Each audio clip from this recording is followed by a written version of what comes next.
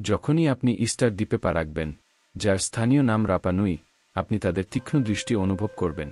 বিশালাকৃতির পাথরের মুখ, যার কিছু কিছু 3-0 ফুটেরও বেশি উঁচু, যেন গর্ব আর বিষাদের এক মিশ্র অভিব্যক্তি নিয়ে ভেতরের দিকে তাকিয়ে আছে।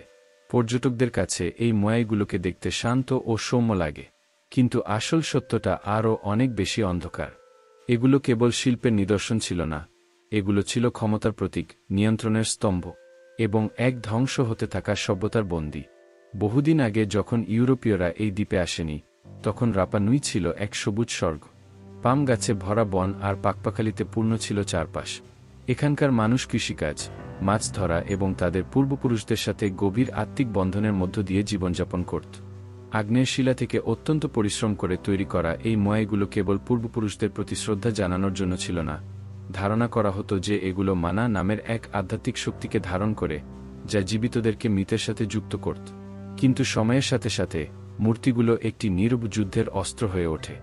নিজেদের ক্ষমতা ও প্রতিপত্তি প্রমাণ করার জন্য প্রতিদ্বন্দ্বী গোত্রগুলো একে অপরের চেয়ে বড় মূর্তি তৈরি করার প্রতিযোগিতায় নামে। 8শো শতাব্দীতে যখন প্রথম ইউরোপীয়রা এসে পৌঁছায়, তখন দ্বীপটি তার আগের রূপের ছায়া মাত্র ছিল। অনেক মূর্তি মুখ থুবড়ে মাটিতে পড়েছিল, যা ছিল প্রতিশোধ ও অবাধ্যতার ফল। এই ভেঙে পড়া মোয়াইগুলো কেবল অবহেলার চিহ্ন ছিল না, এগুলো ছিল এক ভুলে যাওয়া সংঘাতের ক্ষত। কি ঘটেছিল এখানে? কেন নিজেদের পরিচয় আর গর্বের প্রতীকগুলোকে এভাবেই ভেঙে ফেলা হয়েছিল? কেউ কেউ বলেন এর পেছনে ছিল দুর্ভিক্ষ ও চরম হতাশা। আবার কেউ কেউ অভিশাপ, বিশ্বাসঘাতকতা এবং ভয়ঙ্করভাবে ব্যর্থ হওয়া আচার অনুষ্ঠানের ফিসফাস শোনান। কারণ যাই হোক না কেন, এই পাথরের প্রহরীগুলো সবকিছুর সাক্ষী ছিল। তারা কথা বলতে অক্ষম, নড়াচড়া করতে অক্ষম, তবুও তাদের নীরব পাহারায় চিরদিনের জন্য আটকে আছে। এবং এখানেই গল্পের মোচড়। মোয়াইগুলো কখনোই কেবল স্মৃতিস্তম্ভ ছিল না, তারা ছিল গোত্রগুলোর মধ্যে এক মারাত্মক খেলার গুটি, যে খেলা শেষ হয়েছিল রক্তপাতের মধ্য দিয়ে।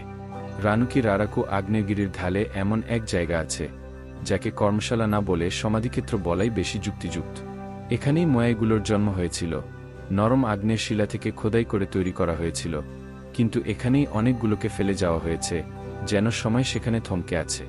শত শত মূর্তি এখনও অর্ধগঠিত অবস্থায় রয়েছে, তাদের মুখগুলো শিলা থেকে বেরিয়ে আসার জন্য যেন আকুলভাবে চেষ্টা করছে। কিছু মূর্তি পিঠের উপর শুয়ে আছে, আবার কিছু মুখ থুবড়ে মাটিতে পড়ে আছে, তাদের মুখের আদল যেন মাটিতে লেপ্টে আছে মৃতদের মতো। একটি বিশাল মূর্তি অদ্ভুতভাবে হেলে আছে, যেন মাঝপথে থেমে গেছে। এদের মধ্যে সবচেয়ে বড়টির নাম দেওয়া হয়েছে এল জিগান্তে, যার ওজন প্রায় 8-2 টন এবং এটি তৈরি করা শেষ হয়নি। মনে হয় এটাকে সরানো অসম্ভব ছিল। কিন্তু শুধু আকারই তাদের এখানে আটকে থাকার একমাত্র কারণ ছিল না। খনিটা কেমন যেন অস্বাভাবিক লাগে, বড্ড বেশি নিস্তব্ধ। মনে হয় যেন শ্রমিকরা তাদের সরঞ্জাম ফেলে রেখে এক নিমেষে অদৃশ্য হয়ে গিয়েছিল। পাথর কাটার দাগগুলো এখনও তীক্ষ্ণ আর তাজা, যেন পাথর খোদাইকারীরা যে কোনো মুহূর্তে ফিরে আসতে পারে, কিন্তু তারা আর কখনো আসেনি। কিংবদন্তিগুলো হঠাৎ ঘটে যাওয়া বিপর্যয়ের কথা বলে, একটি অভিশাপ, একটি বিশ্বাসঘাতকতা, অথবা এর চেয়েও ভয়ঙ্কর কিছু। কিছু প্রত্নতত্ত্ববিদ মনে করেন গোত্রগুলোর মধ্যেকার সহিংসতাই কাজ বন্ধ করে দিতে বাধ্য করেছিল। অন্যরা ভাবেন যে দুর্ভিক্ষ দ্বীপবাসীকে চিরতরে খনি থেকে দূরে সরিয়ে নিয়েছিল। তবে কিছু আরও অন্ধকার তত্ত্ব রয়েছে, যেমন খনিটি নিজেই পবিত্র ভূমিতে পরিণত হয়েছিল, যেখানে মৃতদের আত্মা বাস করত, তাই সেখানে যাওয়া নিষিদ্ধ ছিল। অথবা খোদাইকারীরা সেখানে এমন কিছু দেখেছিল যা তাদের আর কোনোদিন ফিরে আসতে দেয়নি। মূর্তিগুলোর মাঝে হাঁটলে এটিকে কোনো পরিত্যক্ত প্রকল্পের চেয়ে বরং এমন এক যুদ্ধক্ষেত্রের মতো লাগে, যেখানে পরাজিতরা এখনও দাঁড়িয়ে আছে।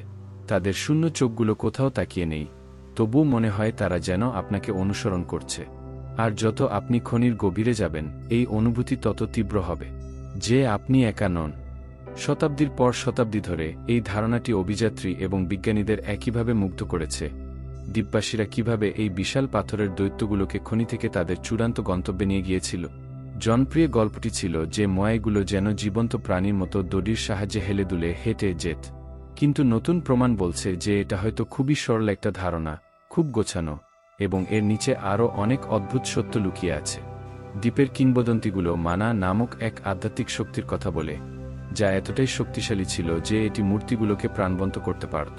পূর্বপুরুষরা বলতেন যে মোয়াইগুলো নিজস্ব গতিতে চলত, অদৃশ্য হাত আর প্রাচীন মন্ত্রের মাধ্যমে, যেন পূর্বপুরুষদের আত্মা তাদের উপর ভর করত। সন্দেহবাদীরা এই গল্পগুলোকে নিছক মিথ হিসেবে বাতিল করে দেয়, কিন্তু প্রতিলিপি সরানোর পরীক্ষাগুলো থেকে এর ভয়ঙ্কর ঝুঁকি বেরিয়ে আসে। সামান্য ভুল হলেই মূর্তিগুলো ভেঙে টুকরো টুকরো হয়ে যেত। পাথর ছিল ক্ষমাহীন। আর তারপর এমন এক আবিষ্কার হলো যা প্রত্নতত্ত্ববিদদের হতবাক করে দিল। কিছু মোয়াইয়ের পিঠে পাথরের গভীর স্তরের নিচে লুকানো কিছু খোদাই করা চিত্র, ভৌতিক এবং ভয়ঙ্কর কঙ্কালের চিত্র। এই ভয়ঙ্কর চিত্রগুলো একটি গোপন ইতিহাসের ইঙ্গিত দেয়, যেখানে মূর্তিগুলো শুধু স্মৃতিস্তম্ভ ছিল না। যদি মোয়াইগুলোকে সত্যিই দাঁড় করানোর জন্য তৈরি করা না হয়ে থাকে, যদি তারা এমন কিছু অন্ধকার জিনিসকে বন্দী করার জন্য এক ধরনের আধার বা খাঁচা হয়, যাকে দ্বীপবাসীরা একই সাথে শ্রদ্ধা করত এবং ভয় পেত। যখন আপনি এই নীরব প্রহরীদের সামনে দাঁড়ান, তখন এটি না ভেবে পারা যায় না, কিংবদন্তিগুলো কি সত্যি ছিল? মূর্তিগুলোর কি একসময় নিজস্ব জীবন ছিল, নাকি তারা এখনও এক অস্থির শক্তি ধারণ করে আছে, সঠিক সময়ের অপেক্ষায় আছে জেগে ওঠার জন্য? সত্যটি কেবল পাথরে নয়, এই প্রাচীন দৈত্যদের ঘিরে থাকা ছায়াগুলোতেও লুকিয়ে থাকতে পারে। 1700 এর দশকের মধ্যে রাপা নুই ছিল এক ভাঙা পৃথিবী। এর বনভূমি ধ্বংস হয়ে গিয়েছিল, এর মানুষ অনাহারে ছিল, এবং এর আত্মাও ভেঙে গিয়েছিল। কিন্তু এই একসময়ের সমৃদ্ধ স্বর্গটিকে যা ধ্বংস করেছিল তা কেবল প্রকৃতির নিষ্ঠুরতা ছিল না, এটি ছিল এক নৃশংস যুদ্ধ যা প্রতিটি পরিবার, প্রতিটি গ্রাম, প্রতিটি পাথরকে ছিঁড়ে খেয়েছিল।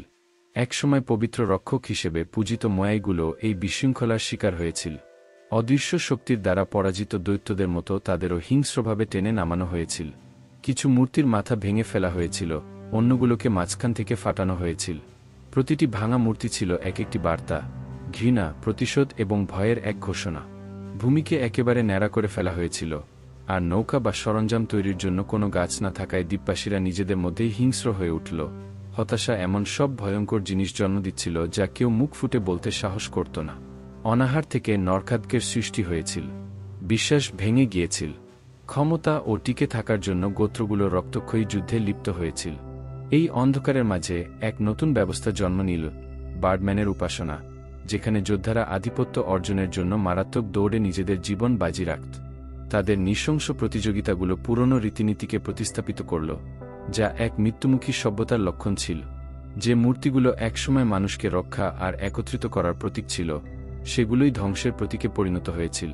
তাদের বংশধরদের দেখাশোনা করার বদলে মোয়াইগুলো তাদের ধ্বংসের নীরব সাক্ষী হয়ে রইল। দুঃস্বপ্নটি সম্পূর্ণ হয়েছিল। উচ্চাকাঙ্ক্ষা, লোভ এবং ভয়ের কারণে এক সমাজ ভেঙে চূর্ণবিচূর্ণ হয়ে গিয়েছিল।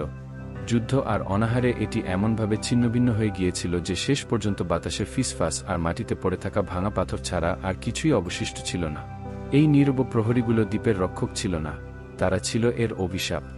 2022 সালে ইস্টার দ্বীপের মোয়াইগুলোর পুরনো মুখের নিচে প্রত্নতত্ত্ববিদরা এমন এক সত্য উন্মোচন করলেন যা আমরা এতদিন যা জানতাম তার সবকিছুকে নতুন করে লিখে দিল। উন্নত স্ক্যানিং প্রযুক্তি ব্যবহার করে তারা পাথরের দৈত্যগুলোর ভেতরের দিকে দেখলেন, এবং যা খুঁজে পেলেন তা হাড়হিম করা। মোয়াইগুলোর গভীর অভ্যন্তরে কোনো খালি স্থান ছিল না, বরং ছিল সমাধিকক্ষ।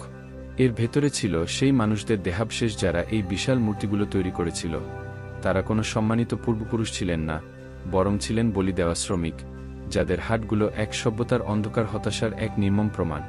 দ্বীপের সবচেয়ে বড় স্মৃতিস্তম্ভগুলো ছিল আসলে সমাধি, সেই মানুষগুলোর জন্যই তৈরি করা এক ভয়ঙ্কর কারাগার যারা তাদের তৈরি করেছিল। আরও ভয়ঙ্কর হল, সবচেয়ে বড় মোয়াইগুলোর ভেতরে গোপন কক্ষ ছিল, সম্ভবত শক্তিশালী গোত্রপতিদের দেহাবশেষ সেখানে রাখা হয়েছিল, যারা চিরকালের জন্য পাথরের দেয়ালের মধ্যে সমাহিত হয়েছিল। তাদের মুখগুলো চিরন্তন পাহারায় হিমায়িত।